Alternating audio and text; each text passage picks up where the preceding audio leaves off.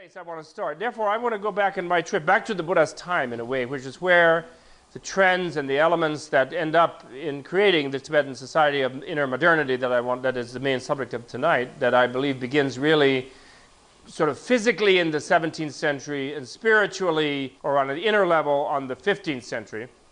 Took about, in other words, 1,000 years for Tibet to develop this from the time it began to work on Buddhism, so to speak. So we shouldn't feel bad if we've ever tried to work on it and found it difficult.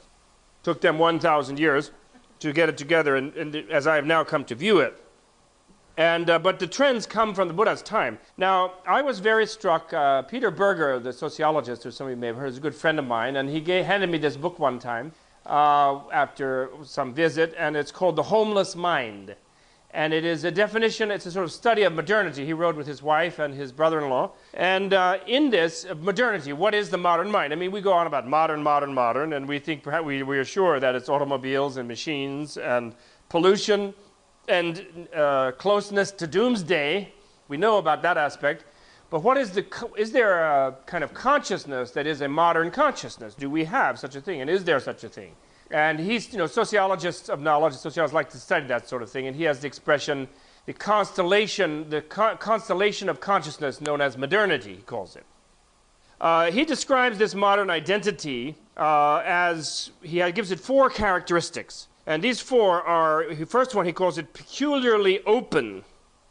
He says, the modern identity, or the sense of modernness that a person has, which he calls the homeless mind, a mind without a home. Like, did you ever, if you felt homeless all your life, you're modern, that's fine. Because you're supposed to be lost in these big cities. Peter Berger himself came from Vienna, and he liked to live in Brooklyn, and he was obviously always lost.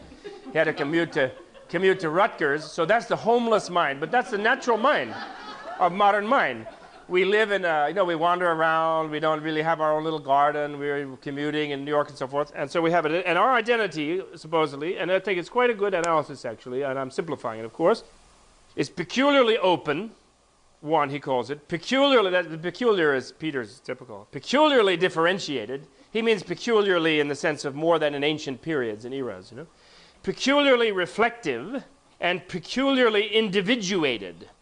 And contrast these two, the 4 major characteristics are contrasted with those of traditional identity, which he calls traditional as opposed to modern, where the person's identity is, which is in an intact, integrated society, wherein the person's identity is one quite securely fixed through rites of passage in a relatively unchanging pattern, as opposite of peculiarly open.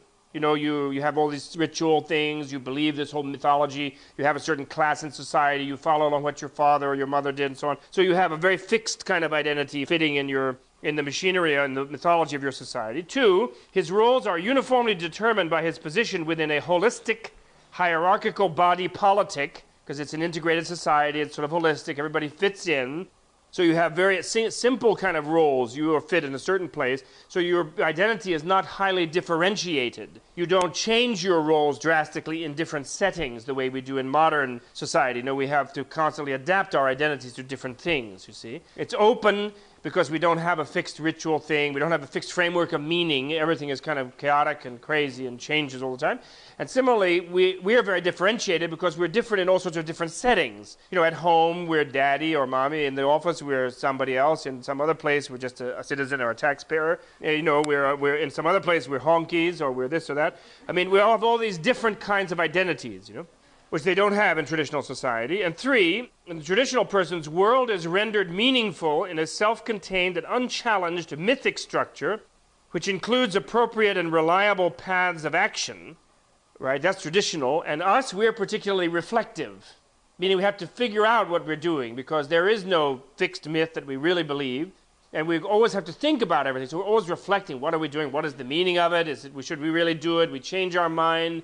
We join this religion or that one, and we go to this seminar or that one, and what are we doing? So we're very reflective, and traditional ones are not. 4, finally, the person in the traditional society's sense of belonging in a sacred cosmos, of being a part of a whole, cosmologically spatial and ancestrally or genetically temporal, is decidedly more pronounced than his individuation. So this is the idea that, pre-modern societies, people are not highly individuated. They're sort of part of this whole, I don't completely agree with all of Berger's things, but, they're